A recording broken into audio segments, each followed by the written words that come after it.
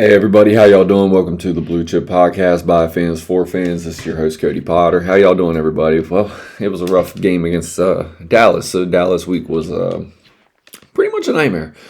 The Commanders, man, we're just when it rains, it pours for Commanders fans, man. But I really want to get into something right now, man. There is no microwave rebuild. You want a microwave rebuild, you're going to be right where the Miami Dolphins are. You're going to be where the Jacksonville Jaguars are. You know, you want to go out and you want to sign a bunch of free agents. You want to patch a bunch of holes with aging veterans. That's where you're going to be. That's a big reason why you're seeing the Commanders look the way that they're looking now. It's not because they did a microwave rebuild. It's because it's year 2 of a team that had the second overall pick when they selected their quarterback, Jaydens. We can tell we have the quarterback. Can we keep him healthy? That's going to be a big factor for this team going forward. You know, Marshawn Lattimore he was a hell of a football player. It's not that he's even off in coverage. He gets flagged a lot, for whatever it is, man. I see him get pushed off. They call him. It's been like that for 2 years now. It is what it is. He's a focus for the referees. The referees are not going to give him the benefit of the doubt. It's just built that way. That's what the rules are for. The rules are for these offenses to score points. Marshawn Lattimore, for everything that he was back in his day coming out of Ohio State, it's been pretty rough here. The dude can play. The dude can play football. He's where he needs to be in coverage a lot of times. Sometimes it's systematic. Sometimes it's schematic. It just is what it is, But at the end of the day, we need better play from that position, man. You can't be getting flagged as much as he's getting flagged. When you put the assets that we've put into that position, you do expect better play. Mikey Samerstill, he's going to get better as the season goes on, man. Like, honestly, he's honestly should have had 2 picks in the last 2 games. That would have been 4 picks through the last 4 games. Mikey Samerstill is sticky in coverage, man. Like, he's as good as you're going to get from that position as a second-year player. Had a really, really good season for a rookie. Honestly, the way he played outside, he would be our best outside corner if he was playing like he played last year, even over as good as Trey Amos is playing this year. Going back inside, that basically means he's got to relearn the whole position. He's got to relearn the nuances of the position, relearn the communication of the position and things like that. So, there was always going to be rough moving him back inside, but it is nice having Trey Amos. It is nice having Mikey Samer still inside. These are long-term additions for this team. These are stalwarts for your team going forward. Like when you lose 44-22, it's doom and gloom. As fans, everybody wants to. It's the world is burning. Jaydens got hurt again. Dude. At the end of the day, man, like football's football. If you only watch this team, then it's the worst thing in the world. If you only watch this team, it's we're not like Patrick Mahomes. Like, dude, that's a rarity. It's a rarity that a quarterback comes out, they just get into a system like that. But let me tell you, man, how many years was Andy Reid with the Kansas City Chiefs, and how many years were they competing with Alex Smith before Patrick Mahomes stepped in? This isn't the same situation. So, yes, Jaden Daniels alleviated a lot of our holes last year. Defenses have called up. It's not that they're containing him. It's not that they're shutting his ass out. It's pretty hard. Dude, who would be doing the things that he was doing last year with the group of wide receivers that he has this year? For everything that we love, for the impact that we're seeing from Bill, from the impact that we're seeing from, Jalen Lane periodically, from the, flashes that we're seeing from Luke McCaffrey, just take them for what they are. They're good signs. They're good steps moving forward, but it's not enough. It's not enough when you have $52 million allocated to the wide receiver position and $52 million of 2 players are not on the field for you. Your offense is going to struggle. Anybody that thought we were going to go toe-to-toe with the Dallas Cowboys offense, without Deebo Samuel, without, Terry McLaurin, without doing it, running the football, Dallas knew, man. Dude, like these guys are pros, man. Like this is professional football. If you looked around the league and, you see the Washington Commanders are running the football the way that they are, You know, we think Dallas wasn't going to stack that box. They were stacking the box earlier. We were gashing them. They said, you know what, we got to completely change this up. We got to go to man coverage. We're going to keep everything in front of us. We're going to be tight. We're going to be press on these receivers, and we're going to sit in the run lanes. And that's what they did. I'm going to kind of bounce back and forth from one thing to another as far as these highlights, man, because, you know, everybody wants to talk wide receiver, man. It's definitely a need. You know, wide receiver is definitely a need for this team. It's something that we got to work on going forward. I would not be surprised if we go into the draft and select a wide receiver. Would it be the thing that I would select early? No, probably not. Then you look at the edge presence that we're getting from this team. It's really not that bad, honestly. Our coach, you know, for everything everybody wants to say about firing Joe Whitt, you know, it's pretty impressive to me that, you know, Dorrance Armstrong is a sack a game, you know, in this system. You know, they've even contained Frankie Louvu to being more of a linebacker position because of how we are getting gashed at linebacker, and he's still having an impact in the pass game. You know, there's a lot of things that go into this, man, and you know, the biggest thing for me is, you know, everybody wants to, like I said, everybody wants to look at those two positions and things like that. But I'm going to tell you, this boy right here is a stud. Kyle Lewis from Pitt, man. Like this is a modern era linebacker, man. Like this dude can cover.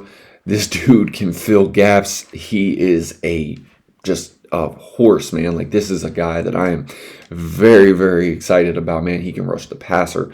He is the true modern era. Like when I look at the impact that Fred Warner has on a defense, you know, being able to drop into coverage, being able to play the pass game and fill the run lane, get after the pass. I mean, this is the player that I see like they're maybe a little bit undersized. Maybe not like, but dude, just closing speed for days, man. Like, and yes, this is a highlight reel. This isn't showing any lapses that he has. There's still holes in his game. There's things he needs to work on. But when I think about a player that really, really is missing from this Washington Commanders defense, it's this spot right here. It's linebacker, man. You know, and a lot can be made of the holes that this team has had from last year to this year, and I tell you, man, like it was a huge signing for me last year when we got him. It was a huge loss for me personally. He was a player that I really, really loved coming out of college, but Jeremy Chinn is a huge loss on this team. He was the anchor to that back end, man. Like, and Dan Quinn's defense.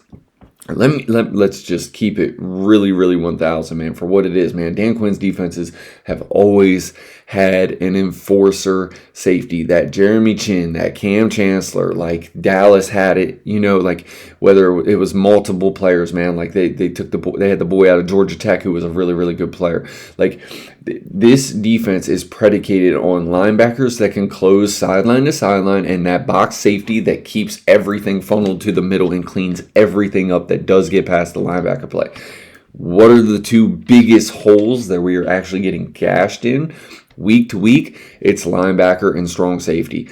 Those two positions are killing us. Like for everything, you know, that, you know, Jeremy Reeves is in this defense, man. Like Jeremy Reeves is a heart and soul player, man. He's a key special teamer, man. Like Jeremy Reeves is a player I really, really like. He epitomizes everything you want from a special teams player, a special teams captain. You know, undrafted, comes in, works his ass off year in and year out, gets better and better on special teams. Like he's not playing bad on defense. He's just not the player that you need for this defense to excel. Jeremy Chinn was like a really, really fringe Pro Bowl player last year, and for whatever reason, $8 million a season was too much for him, or maybe he just wanted to go to Vegas. Like for whatever it was, I mean, I thought team meets need meets fit. Just it was a perfect marriage for Jeremy Chinn in this defense. He obviously didn't get $8 million a year because from this defense, from this staff, and for whatever reason, I don't know, man. When you're 6'3", run a 4.4, you have that physical presence, man. Like, you know, Adam Peters talks about, you know, the physical identity on defense, man. You know, I don't really understand because, you know, when I think about, you know, guys getting off the bus, like think about the guys that we brought in this offseason. The guys that we brought in this offseason, Laramie Tunsil, 6'8", you know, 360 pounds, you know, like these These are the type of players that you want to get off the bus. You want to look intimidating. You want to have big physical players, man.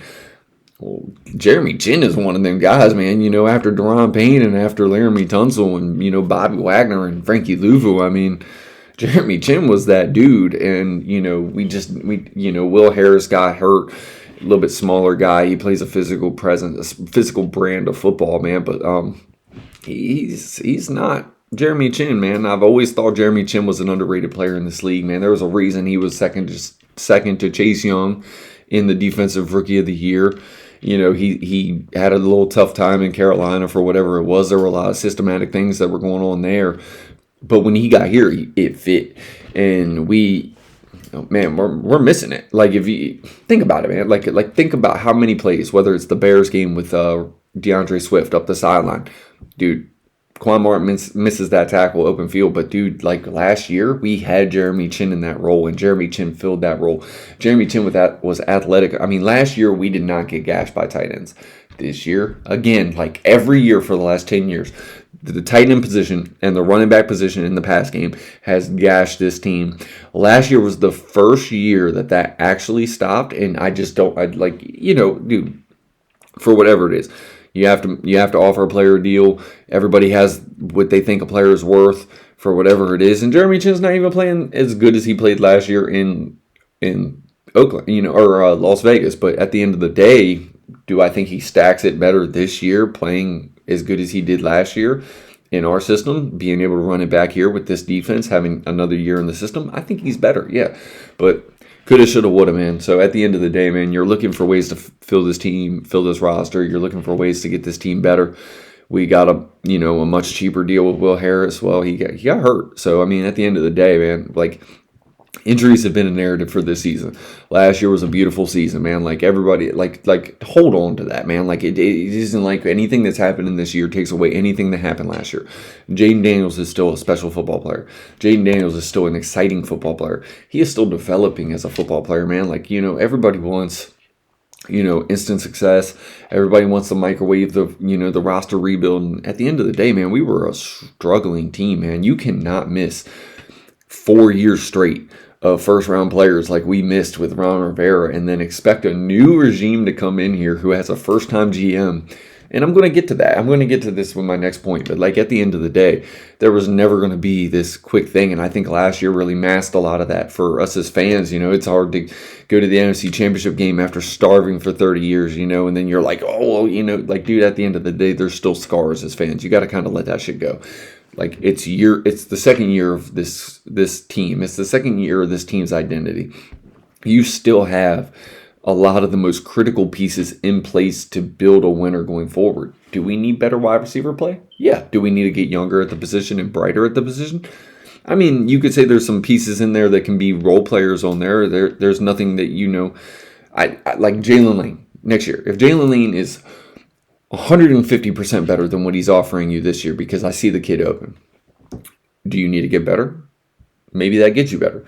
That doesn't mean that you don't let Jalen Lane stop you from drafting a Denzel Boston, from UW, or a Jordan Tyson from Arizona State University. Would I pick those players with our first round pick? I think that's kind of a waste of an asset, especially if you're going to re-sign Debo, because Debo fits and the whatever. But are you going to re-sign Debo because of age? Is this just a motivated Debo? The injuries have always been kind of a thing with Debo too, and we just haven't seen Terry or Debo, at the same time.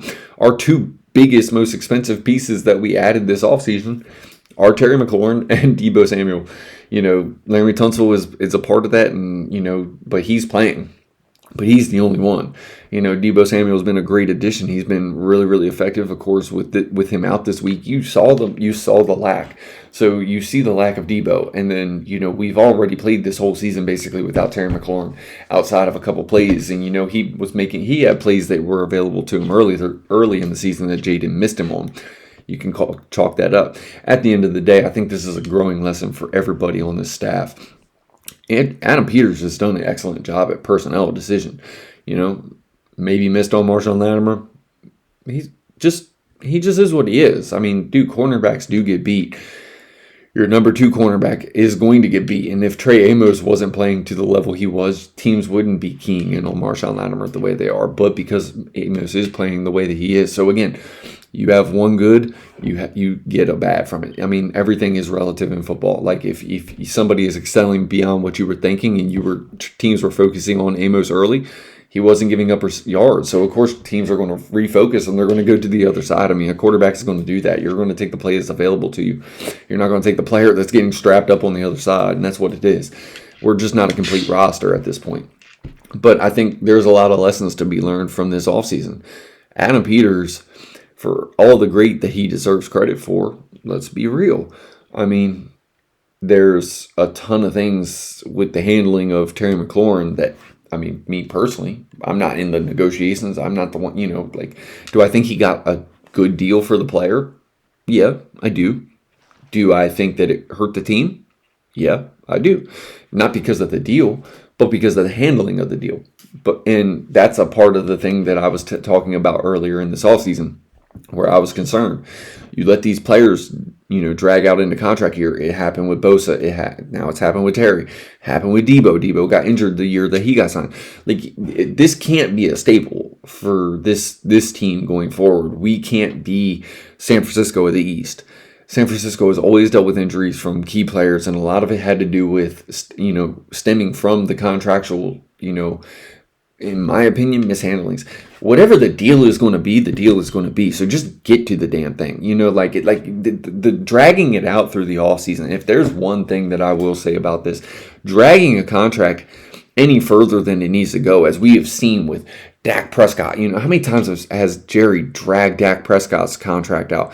And last year, Dak Prescott didn't play. Look at him this year. So for everybody that wants to just, we need to trade Terry, dude, everything that's happening this year is a cause of everything that happened this offseason. That has no effect on what's going to happen next offseason. Next offseason, we will be better off. We will be a better team. If you don't drag a key player into a contract situation next year, maybe that player will be healthy. So maybe there's a lesson to be learned from all this, and it's a rough season. How many rough seasons has Dak Prescott and the Cowboys had? How many years have we been here clowning Dallas, it's our year, and then it's not their year because of the way that they have handled contractual things or things like that in their off seasons? Plenty. How many times were we clowning them about the Micah Parsons handling this year? And they're still playing good football. The George Pickens edition has been critical. But Dak Prescott has always shown with two wide receivers, two basically 1A, 1B wide receivers, that he will excel and he will dissect you. Dak Prescott's always been a really good quarterback, man. So, at the end of the day, the narrative I'm most concerned about is Jayden Daniels against the Dallas Cowboys, because this is his third bad performance against Dallas. I mean, it just is what it is. Last year, they took him out before the playoffs. Marcus Mariota came in, and we won with a last-second touchdown by Terry, which was a beautiful touchdown. But at the end of the day, Jayden has now struggled against Dallas 3 times, and that's 2 times without Dak Prescott carving you up. So at the end of the day, we got to figure out a way to be better against this team. And for Dan Quinn and everybody coming from Dallas, that's even more of a thing. And I mean, maybe that brings Dallas to elevate their level of play because Dan Quinn's no longer there. They know some of his nuances and things systematically. At the end of the day, divisional opponents know divisional opponents. It doesn't really matter to me. You gotta excel. This can't be a narrative going forward with Dallas. Whatever happens at the end of the year, whatever happens during Christmas, it is what it is. But this is still a long season, man. You're not writing this season off because of what we've seen so far. If Jayden Daniels is not healthy, basically from this play, you're hoping the hamstring's all right. If it's not, it's Marcus Mariota's show for however long that's going to be. Marcus Mariota is a capable backup. Is the season lost? Who knows, man? I mean, at the end of the day, the narrative that I've noticed with this team compared to last year is and dude, it's human nature. They have not handled the adversity of success. Last year, they were successful. I think Terry got a little bit too high on himself trying to get his contract. I don't think he felt like he should have even had to fight for his contract. Do I agree? Yeah, I agree. I don't think Terry should have had to fight for his contract, but we made him fight for his contract. There's a million analytical things and reasons that say you don't pay a wide receiver in plus 30, and then it kind of reared its head this season. At the end of the day, if Terry McLaurin's in camp, Terry McLaurin's working like he always works, I don't think Terry McLaurin gets hurt. But you can't predict that. And at the end of the day, Terry McLaurin could get hurt the rest of the time through his contract. So, again, it's how you handle the offseason. This team is nowhere near as gelled as they were last year. I don't think you have the defensive, stalwarts that you had last year. Bobby Wagner is slow. The linebacker play closing to the outside. The strong safety position is lacking. At the end of the day, man, there's a lot of holes in this roster. They're rearing their head. Last year, this team overexcelled because of the nuances of offense, because of the way that Terry McLaurin was playing out of his mind, because of the quarterback erasing a lot of down and distances last year. It wasn't that we weren't in third and longs. We were in third and longs. Jayden Daniels erased them. He was doing it this year. So, at the end of the day, I don't see regression from Jayden Daniels. At the end of the day, I see him playing without weapons. If any quarterback loses their true number one, they're going to struggle. If any quarterback loses their number one and their number two against a team like Dallas, they're going to struggle. When a team can say, you know what, well, they don't have their number one and their number two options, we're going to stack the box and we're not going to allow their running back to run. And that's what they did. So at the end of the day, man, it's about all 11 playing, United football. And we just don't have them.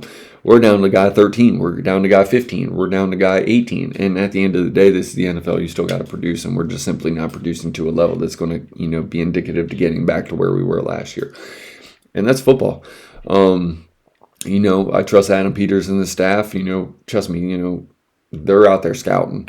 They're at the Missouri, they're at the Alabama games. They're at the Notre Dame games. They're at the Ohio State games. They're at the Louisville, the Miami-Louisville game. They're at all these games. They're scouting. The scouting department's going to be identifying the weaknesses across this roster. They're going to know what they need to do to get better as a team, and they're going to fill these holes. Are they going to fill all of them this offseason? No. Every team goes into every season with holes. This is an aging roster. This is a team that needs depth at multiple positions. Did they fill starters at key positions? Yes. Larry Tunsil's played pretty damn good. Josh Connolly has played pretty damn good. This offensive line is still gelling. But in a divisional game, I don't care what Dallas defense is ranked. You know they're going to fucking play good football. So at the end of the day, if anybody's surprised by the performance that Dallas put out last night or yesterday, you shouldn't be. It doesn't matter if we're playing Colt McCoy. Washington can be 0 and whatever, and we're going to play Dallas tough. Dallas could be 0 and whatever, and they're going to play Washington tough. It's a divisional opponent.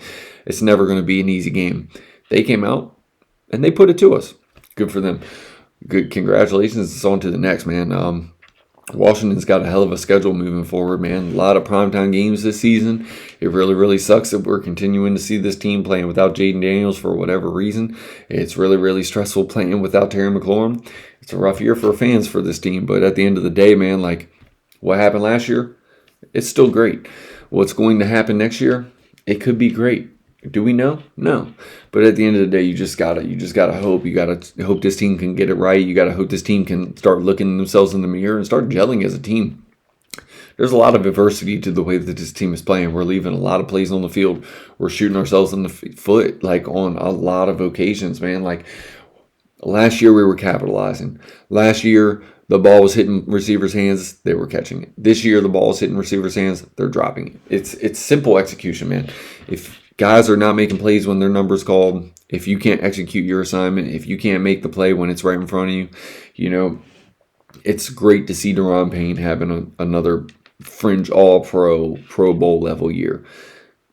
Do it next year. Continue to stack it, because at the end of the day, man, we're just not playing good enough collectively across the defense. One good play from Mikey Sainristil a week is not good enough, and he's not just executing one good play, but you got to do it all game.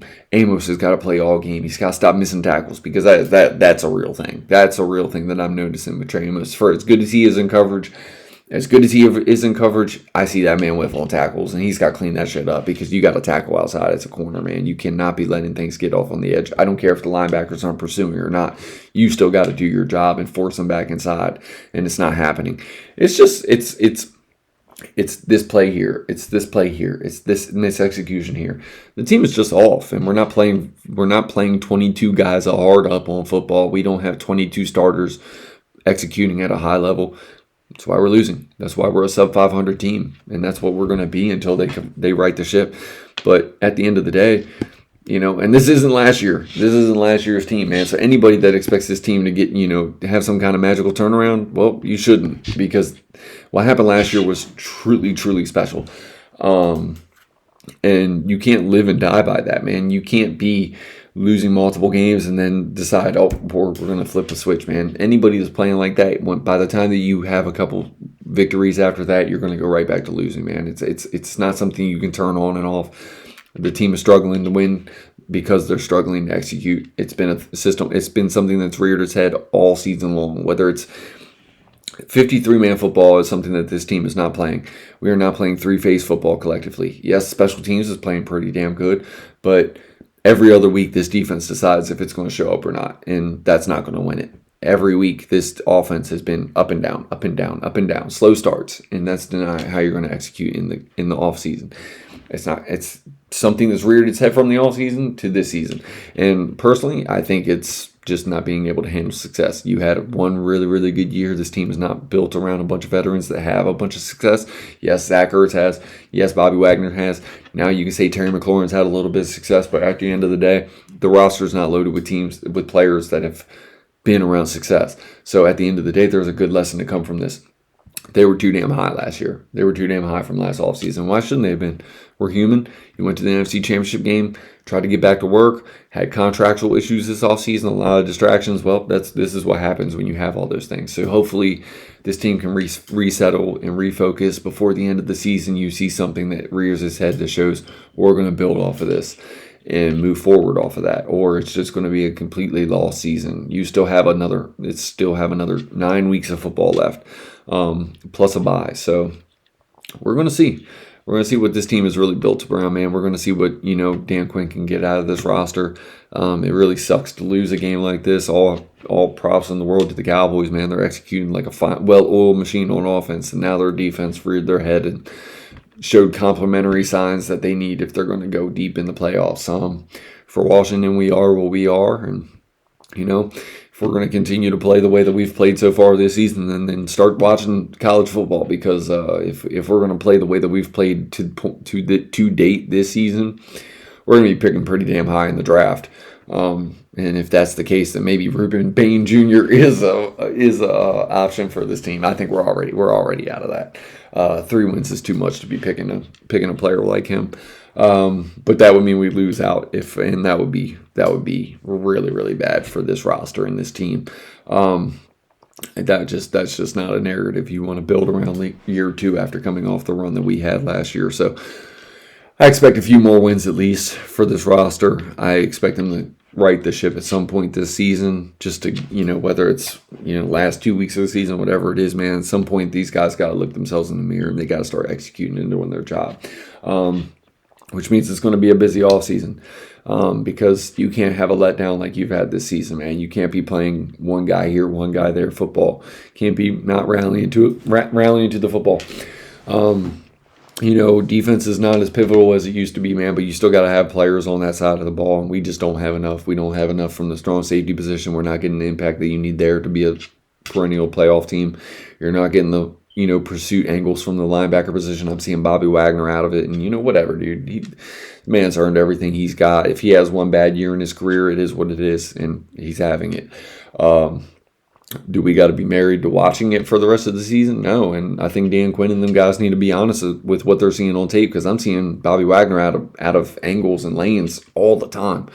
And he's not fast enough to make up for those kind of things anymore, man. So at the end of the day, teams have our number, and they're kicking our ass, and it's been tough to watch. But I'm going to continue to report what I see. I'm going to watch a ton of college football, because that's what I do. I'm going to highlight a bunch of players and give highlights and things throughout the rest of the year. I'll continue to do my college breakdowns if you guys want to watch that, and I'd appreciate it if you do, man. Again, I appreciate any views and likes and comments that I get, man. It really does make what I do a lot more fun, being interactive with people and just talking football, man. It's what I love doing. So thank you guys for sticking around. I know this was a painful episode to watch after a painful ass game, but it just is what it is, man. We got a bunch more weeks of football, so hopefully it gets a little bit better. And hopefully you guys have a healthy, blessed week. Stay safe out there, man. From the Blue Chip Podcast. Peace.